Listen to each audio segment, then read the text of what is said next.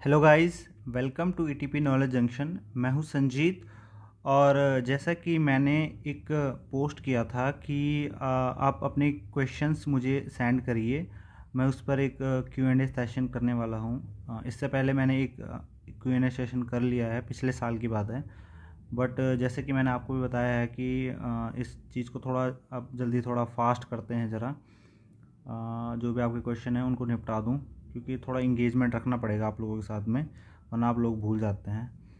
तो मेरे को एक क्वेश्चन आया है मेल के थ्रू। निकुल मालिया ने एक मेरे को क्वेश्चन सेंड किया है। जैसे कि उन्होंने लिखा अभी ईटीपी ऑपरेशनल प्रॉब्लम। तो उनका जो इशू है, उनका प्रॉब्लम है, उन्होंने मेल में लिखा है मेरे को कि respected sir, my name is Nikul Maliya, I am currently working in a chemical industry. When I joined the industry there was a issue of sludge rising in secondary clarifier. I have been trying to solve the issue for 10 days but the problem is increasing. I am providing the details of ETP। ठीक है, तो इन्होंने लिखा है कि flow rate जो है वो 5 KL पर आर का है, एरेशन कैपेसिटी 600 KL है, इनलेट COD 752 है, आउटलेट 92 है 92, और DO जो है 1 मिलीग्राम पर लीटर है। ठीक है, secondary clarifier capacity 30 KL। Kindly help me solve this issue if you need any further information. चलो ठीक है, तो उन्होंने मेरे को एक व्हाट्सएप वीडियो भी भेजी है। ठीक है, तो वो व्हाट्सएप वीडियो आप देखिए और समझने की कोशिश कीजिए कि इशू क्या है। हैं વધારે ઉપર આવે છે।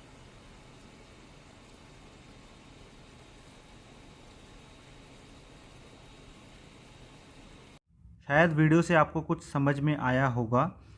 तो मैं तो समझ गया था वीडियो से, फिर भी मैंने दोबारा इसको उनको वापस मेल किया और पूछा भाई कि can you share MLS and half hour settling. MLS और हाफ आवर सेटलिंग कितनी आती है? तो भाई ने रिप्लाई किया है मेरे को, MLS जो है वो 3600 मिलीग्राम पर लीटर है और सेटलिंग जो है वो 900 ml, ठीक है, हाफ एन आवर की है। तो सीधी सी बात है, मेरे को समस्या जो है वो समझ में आ चुकी थी।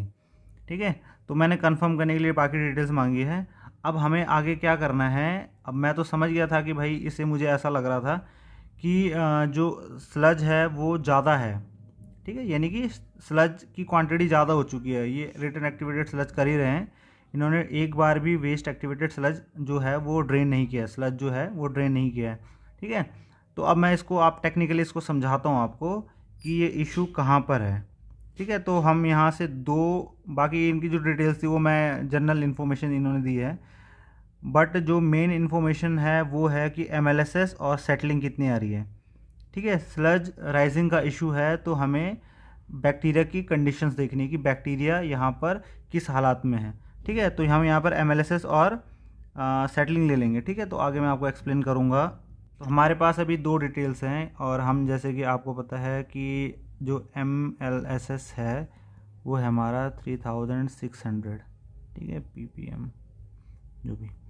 और जो हमारे पास सेटलिंग है, सेटलिंग जो है वो है 900 मिलीग्राम पर लीटर। ठीक है, तो अभी हमें कैलकुलेट करना है SVI। SVI का मतलब होता है स्लज वॉल्यूम इंडेक्स। अगर किसी को ये नहीं पता है कि स्लज वॉल्यूम इंडेक्स किसे बोलते हैं, तो मैं आपको बता देता हूँ। स्लज वॉल्यूम इंडेक्स का मतलब होता है कि 1 ग्राम स्लज जो है वो आपका कितना वॉल्यूम ऑक्यूपाई करता है। ठीक है, तो SVI का मतलब होता है, मैंने एक वीडियो बनाई हुई है SVI पर, आप चाहे तो इस वीडियो को देख सकते हैं, काफ़ी डिटेल्स में बनाई है मैंने। तो आपको इस वीडियो का लिंक या तो वीडियो के डिस्क्रिप्शन में मिल जाएगा या ऊपर आई बटन में आपको ऊपर शो हो रहा होगा। ठीक है, तो स्लज वॉल्यूम का इंडेक्स का मतलब होता है कि 1 ग्राम जो आपका स्लज है, ठीक है, वो कितना वॉल्यूम ऑक्यूपाई करता है। ठीक है, तो स्लज वॉल्यूम इंडेक्स का मतलब होता है कि the volume occupied by 1 gram of activated sludge. ठीक है, तो इसे बोलते हैं स्लज वॉल्यूम इंडेक्स। तो अब हमें पता करना है कि ये जो हमारा SVI है, जो हमारा स्लज है, वो इसकी कंडीशंस कैसी है, अच्छी है या बेकार है। ठीक है, तो अब हमें निकालना है SVI। तो SVI जो मेज़र करते हैं वो करते हैं मिलीलीटर पर ग्राम में। ठीक है, ये आप फार्मूला में स्क्रीन पर भी देख सकते हो। और ठीक है, और इसका जो फार्मूला होता है SVI is equal to settling divided by ml/SS into 1000। ठीक है, तो इसको तो अब इसमें हम वैल्यू पुट कर लेते हैं। तो 900 डिवाइडेड बाय 3600 इंटू 1000। ठीक है, तो ये इससे कटा, ये इससे कटा, तो आपके पास वैल्यू आ जाएगी 250। ठीक है, मिलीलीटर पर ग्राम। ठीक है, तो भाई साहब मैंने आपको पहले भी बताया है कि जो हमारा SVI की स्टैंडर्ड रेंज है वो है हमारी 50 टू 150 मिलीलीटर पर ग्राम। और यहाँ पर इनका जो रेंज आ रहा है वो आ रहा है 250, यानी कि बहुत ही ज़्यादा। तो आप ही बताओ, जब आपका स्लज वॉल्यूम इंडेक्स 250 आ रहा है जबकि वो स्टैंडर्ड 50 से 150 के बीच में है, इसका मतलब क्या है? 250 का मतलब ये है कि जो आपका स्लज है वो बहुत ज़्यादा वॉल्यूम ऑक्यूपाई कर रहा है। इसका मतलब आपको ये स्लज को यहाँ से हटाना पड़ेगा। ठीक है, तो ये तो आपको समस्या समझ आ गई। ठीक है, इशू आपको समझ में आ गया। इशू ये है कि स्लज राइज हो रहा है। ठीक है, इशू है राइजिंग ऑफ स्लज। ठीक है, और इसका जो है कॉज है due to high SVI।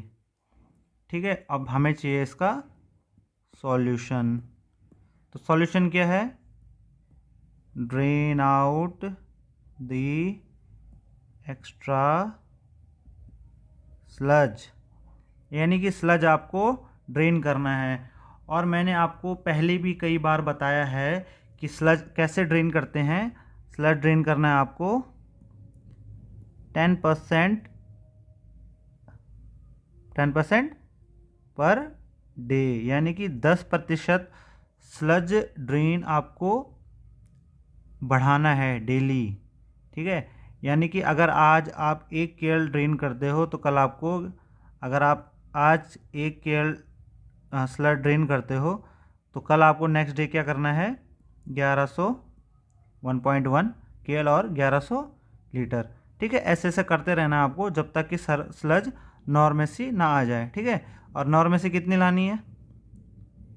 50 to 150।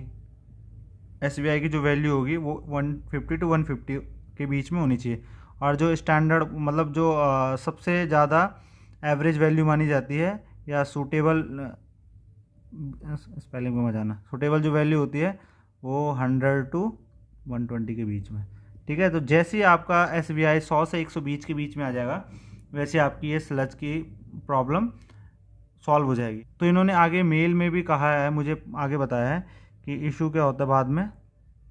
अब देखो, जैसे लिखा हुआ है, if I increase the flow then the sludge is overflowing through the weirs. ठीक है, if I stop the feeding of aeration tank for 30 minutes then the sludge get settled little more. ठीक है, can you tell me when I will get the okay. ठीक है, तो इन्होंने बता भी दिया है कि भाई अगर जैसे ये रेट बढ़ाते हैं, ठीक है, तो क्या होता है? स्लज ओवरफ्लो करने लगेगा। सीधी सी बात है, स्लज ज़्यादा है, रेट बढ़ाओगे तो स्लज डिस्टर्ब होगा, तो वो आगे फ्लो करने लगेगा। और जैसे ये कहते हैं कि जैसे ही मैं उसके बाद रोक देता हूँ, ठीक है, एरेशन बंद कर देता हूँ, उसके बाद क्या करता है? फीडिंग या एरेशन जो भी बंद कर देते हैं, उसके बाद क्या होता है? स्लज बैठ जाता है नीचे। तो सीधी सी बात है, ऑब्वियसली बैठेगा क्योंकि वो डिस्टर्ब नहीं हो रहा है अभी। तो समस्या तो आपको बता दी थी। ठीक है, कि स्लज जो है वो राइजिंग, स्लज बढ़ रहा है एरेशन टैंक में। ठीक है, उसका कॉज क्या हो रहा था? कॉज वो था कि due to high SVI। Effect क्या हो रहा था कि स्लज ऊपर रेस कर रहा है। ठीक है, और सॉल्यूशन क्या करना है? आपको ड्रेन करना है। ठीक है, तो आई थिंक आपको समझ में आई होगी। ठीक है, वीडियो आपको समझ में आई होगी। और अगर आपकी भी कुछ ऐसी प्रॉब्लम्स हैं तो फटाफट से आप कमेंट सेक्शन में बता दो या पर्सनली मुझे मेल कर दो। ठीक है, और मेरे आपसे एक विनती है कि प्लीज़ वीडियो के साथ में इंगेज रहें। ठीक है, चैनल के साथ में इंगेज रहें। खुद को भी पढ़ना है और औरों को भी पढ़ाना है। जो आपके कलीग्स हैं ईटीपी में, उनको वीडियो शेयर करें। ठीक है, ज़्यादा से ज़्यादा। और बस कीप लर्निंग, कीप ग्रोइंग, पढ़ते रहें और बढ़ते रहें। आज के लिए बस इतना ही।